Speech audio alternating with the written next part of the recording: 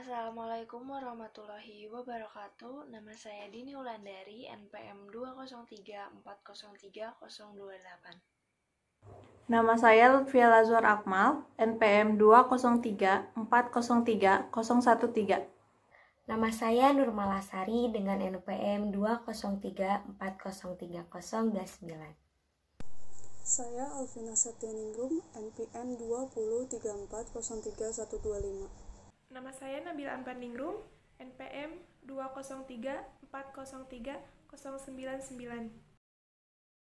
Hakikat ilmu pengetahuan. Jadi, apa itu ilmu? Ilmu merupakan pengetahuan yang dalam bahasa Arab yaitu alima. Ilmu mengandung 3 kategori yaitu hipotesis, ialah dugaan pikiran berdasarkan sejumlah data. Ketika data itu valid, maka hipotesis akan menjadi sebuah teori. Dan jika teori itu mencapai generalisasi yang umum, maka akan menjadi dalil. Dan bila teori memastikan hubungan sebab akibat yang serba tetap, maka ia akan menjadi hukum. Pengetahuan secara etimologis berasal dari kata dalam bahasa Inggris yaitu knowledge. Dalam Encyclopedia of Philosophy dijelaskan bahwa definisi pengetahuan adalah kepercayaan yang benar. Pengetahuan adalah kebenaran dan kebenaran adalah pengetahuan. Salam, sebagaimana dikutip oleh Suaidi, mengemukakan bahwa pengetahuan yang dimiliki manusia ada 4. Yang pertama, pengetahuan biasa atau dikenal dengan istilah common sense yang diartikan dengan good sense karena seseorang memiliki sesuatu di mana ia menerima secara baik. Yang kedua, pengetahuan ilmu. Suatu pengetahuan yang berasal dari pengalaman dan pengamatan dalam kehidupan sehari-hari, yang dilanjutkan dengan suatu pemikiran secara cermat dan teliti menggunakan berbagai metode. Yang ketiga, pengetahuan filsafat, yakni pengetahuan yang lebih menekankan pada universalitas dan kedalaman kajian tentang sesuatu. Dan yang terakhir adalah pengetahuan agama, yaitu pengetahuan yang diperoleh dari Tuhan lewat para utusannya, yang bersifat mutlak dan wajib diyakini oleh para pemeluknya. Perbedaan ilmu dan pengetahuan. Pada Kamus Besar Bahasa Indonesia, ilmu disamakan artinya dengan pengetahuan. Pengetahuan dibedakan menjadi 2, yaitu pengetahuan yang sifatnya prailmiah dan pengetahuan ilmiah. Pengetahuan ilmiah harus memenuhi syarat-syarat sebagai berikut: memiliki objek tertentu, harus bersistem, memiliki metode tertentu, dan sifatnya umum. Sedangkan pengetahuan yang bersifat prailmiah, pengetahuan yang belum memenuhi syarat-syarat ilmiah tadi. Dari hal tersebut, dapat diketahui bahwa setiap ilmu pasti adalah pengetahuan, namun tidak semua pengetahuan itu ilmu. Perkembangan ilmu pengetahuan dan teknologi dimulai dari zaman pra-Yunani kuno, yaitu manusia masih menggunakan batu sebagai peralatan. Oleh karena itu, zaman ini disebut juga zaman batu. Ditandai dengan kemampuan kehidupan sehari-hari yang didasarkan pada pengalaman, kemampuan menemukan abjad dan sistem bilangan, menulis, berhitung, menyusun kalender, dan meramalkan suatu peristiwa atas dasar peristiwa sebelumnya. Dan yang kedua yaitu zaman Yunani kuno, dianggap sebagai gudang dari ilmu filsafat. Dan yang ketiga yaitu zaman abad pertengahan. Nah, pada zaman ini hampir semua para teolog sehingga aktivitas ilmu terkait dengan aktivitas keagamaan. Dan yang keempat yaitu pada zaman Renaissance, yaitu ditandai dengan kebangkitan kembali pemikiran yang bebas dari dogma-dogma agama. Pada zaman ini, peralihan dari kebudayaan abad pertengahan mulai berubah menjadi suatu kebudayaan yang modern. Nah, yang kelima yaitu zaman modern. Zaman modern yaitu ditandai dengan penemuan dalam bidang ilmiah. Penemuannya dalam sistem koordinat yang terdiri dari 2 garis lurus X dan Y dalam bidang datar. Yang dikemukakan oleh bapak filsafat modern yaitu René Descartes. Dan yang terakhir pada zaman kontemporer. Fisikawan termasyhur abad ke-20 adalah Albert Einstein. Ia menyatakan bahwa alam itu tak terhingga besarnya dan tak terbatas, tetapi juga tak berubah status totalitasnya atau bersifat statis dari waktu ke waktu. Jadi, alam semesta itu bersifat kekal dan tidak mengakui adanya pencipta alam. B. Pancasila sebagai dasar pengembangan ilmu pengetahuan dan teknologi. Menurut Kartasasmita, iptek sebagai asas pembangunan dan sebagai salah satu bidang pembangunan lainnya, maka betapa pentingnya iptek bagi kehidupan bangsa dan negara, terutama dalam menjamin kesinambungan pembangunan nasional. Fenomena relasi ideal antara iptek dan nilai budaya serta agama dibagi menjadi 3 fenomena, yaitu fenomena pertama diperlukan sikap inklusif dan toleran di masyarakat untuk mencegah timbulnya konflik. Fenomena kedua menempatkan perkembangan iptek di luar budaya dan agama, jelas bercorak positivitas. Dan terakhir ada fenomena ketiga.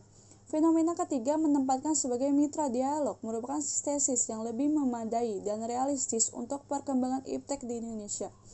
Pancasila sebagai ideologi negara merupakan kristalisasi nilai-nilai budaya dan agama bangsa Indonesia yang mengakomodir seluruh aktivitas kehidupan bermasyarakat, berbangsa dan bernegara. Demikian hal dalam aktivitas ilmiah.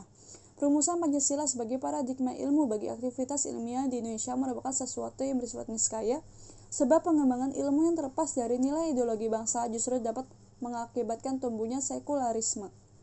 Nilai-nilai Pancasila sebagai pengembangan ilmu pengetahuan dan teknologi dibagi menjadi 5. Yang pertama, nilai ketuhanan sebagai dasar pengembangan ilmu, yaitu sila pertama, ketuhanan yang Maha Esa.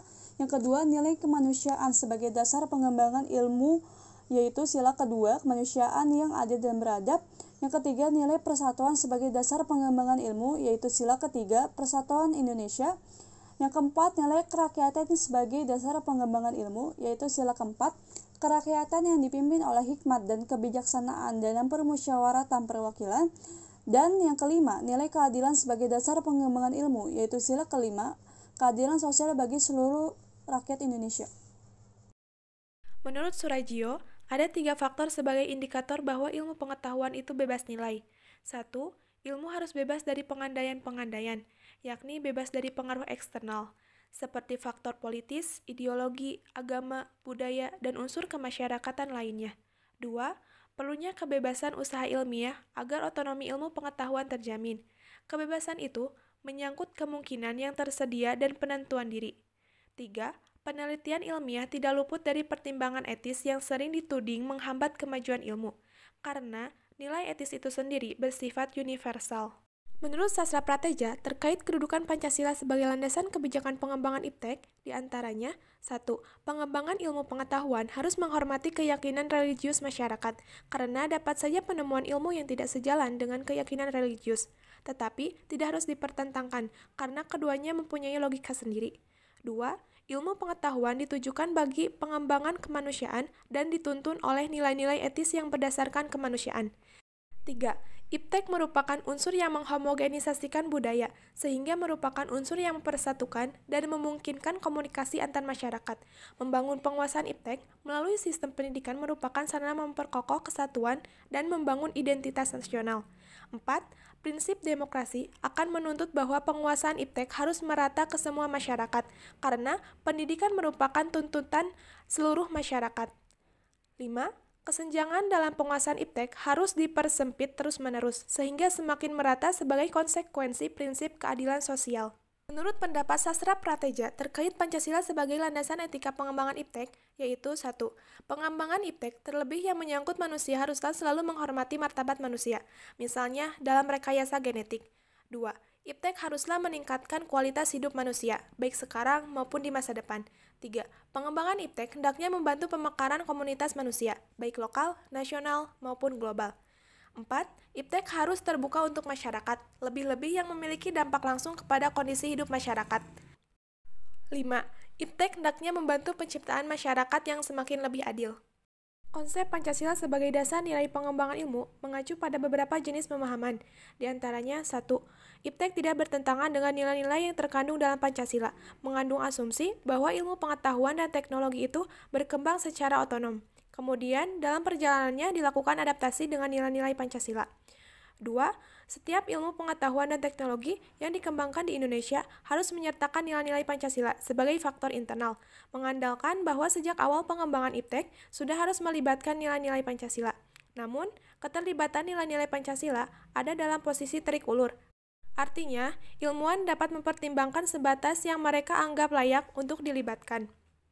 3. Nilai-nilai Pancasila berperan sebagai rambu normatif bagi pengembangan IPTEK, mengasumsikan bahwa ada rule of the game yang harus disepakati oleh para ilmuwan sebelum ilmu itu dikembangkan.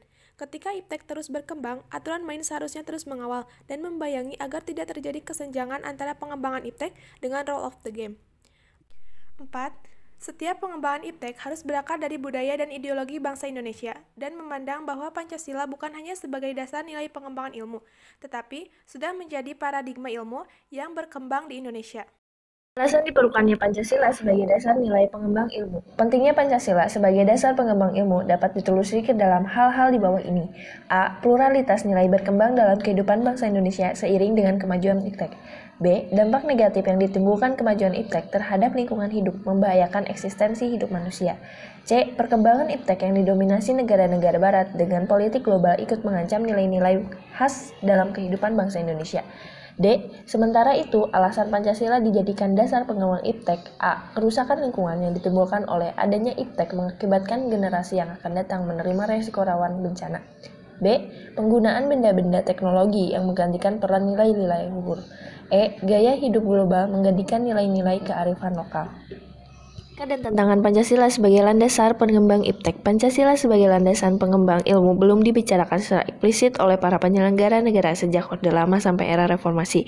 Sementara itu, tantangan terhadap Pancasila sebagai dasar pengembang IPTEK di Indonesia ada 4: kapitalisme, globalisasi, konsumerisme, dan pragmatisme. Kaitan hubungan Pancasila dengan program studi akuntansi. Pancasila dan program studi akuntansi sangatlah berhubungan, karena sistem dalam berpendidikan harus sesuai dengan sila Pancasila dan tidak boleh bertentangan dengan sila-sila di dalamnya. Evaluasi selama perkuliahan di mata kuliah pendidikan Pancasila, kami berharap ke depannya Bapak dapat mempertahankan dan meningkatkan dalam mengenal situasi dan kondisi mahasiswa di setiap kelasnya.